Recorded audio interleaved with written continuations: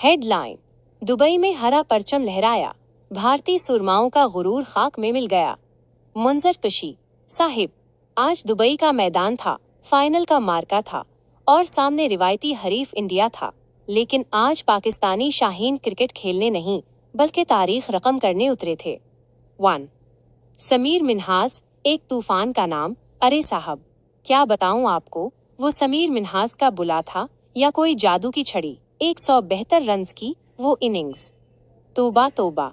उसने भारतीय बॉलर्स की ऐसी धुलाई की कि वो बेचारे गेंद डालने से पहले पनाह मांग रहे थे। छक्के ऐसे मारे कि लग रहा था गेंद नहीं, कोई खिलौना है जिसे समीर जहां चाह रहा है गिरा रहा है। साहब, ये इनिंग्स नहीं थी, ये तो भारत के खिलाफ एक ऐलाने जंग था। 2. पाकिस्तान का पहाड़ जैसा हदफ साहब, जब बोर्ड पर 347 रन्स का हदफ सजा तो इंडिया की आधी हिम्मत तो वहीं जवाब दे गई। अहमद हुसैन की 50 और बाकी लड़कों ने मिलकर वो ईंट से ईंट बजाई कि फाइनल का हाई प्रेशर मैच इंडिया के लिए एक ड्रावना ख्वाब बन गया। 3. भारतीय बैटिंग, रेत की दीवार, अब बारी थी हमारे बॉलर्स की।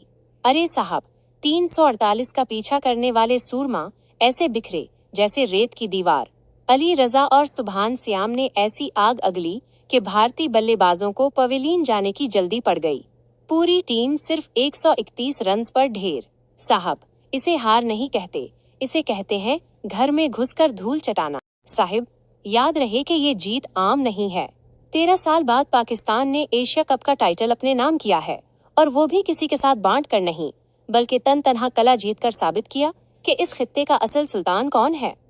इख्तितामिया, सच्ची बात तो ये है साहब कि आज पाकिस्तानियों के लिए ईद का दिन है। भारत को फाइनल में इतने बड़े मार्जिन से हराकर उन लड़कों ने हमारा सर फख्र से बुलंद कर दिया है। हमारा मुस्तकबिल रोशन है और दुनिया ने देख लिया कि जब शाहीन पर तोलते हैं तो फिर कोई सामने टक नहीं पाता। पाकिस्तान जिंदाबाद।